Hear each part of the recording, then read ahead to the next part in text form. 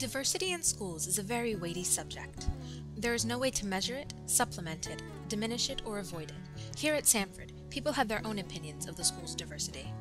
Well, there are always cliques and differences, but I feel that everybody at Sanford has been very open to new groups, as well as students working together with each other, either in class or out of class, in sports teams, on the play, etc. So I think it's wonderful. And this is the reason why we wanted to bring our kids here. Some people can even sum up Sanford's attitude in one word. Well, I guess one of the first words I would use to describe it is respectful.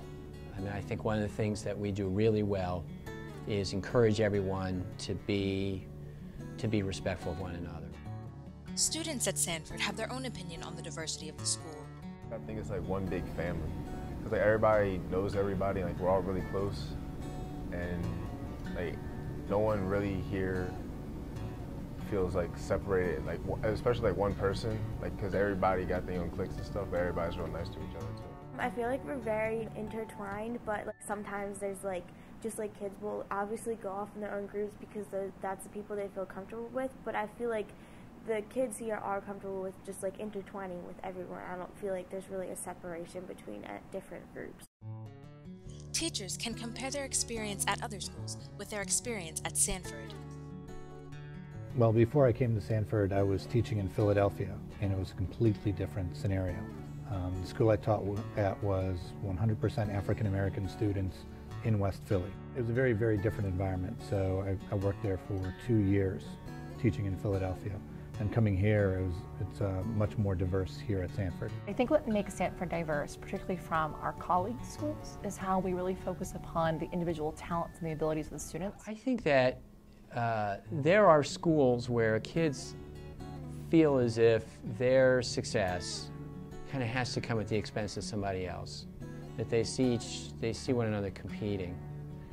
And I think one of the things that's really great about it here is that we enjoy one another's successes. Diversity cannot be forced. It must come by itself. I think it's natural for kids who have common interests. They're always going to be attracted to one another. I think the idea of actually forcing kids to socialize with people who they don't have natural interests, I don't think that's diversity. I think diversity is seen here at school, though. You have people who come from different socioeconomic backgrounds, different political backgrounds, different religious views, different cultural views, and kids at this school get along very, very well. I think particularly compared to the typical high school. Certain events at Sanford stand out as representing this concept. It's kind of a dramatic example, but for me, it was really important, and that was a few years ago when Miss Vermichuk passed away. You know, she passed away unexpectedly and suddenly, and you talk about everybody has their groups and their differences, and everyone in the school, it didn't matter what grade you were in, it didn't matter how long you'd been here, it really didn't matter how well you knew Miss Vermichuk. Everyone turned to one another, and we took care of each other. And to me, that was really powerful. And there were things that I saw students doing for each other, teachers, trying to help kids with, and kids helping teachers, because it was really hard for us. I mean, Miss Verma was their friend.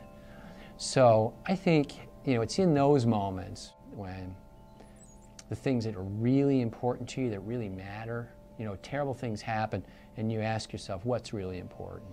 And I think what we saw there is that for the people who go to school here and who work here, what really matter are the relationships that we have with each other.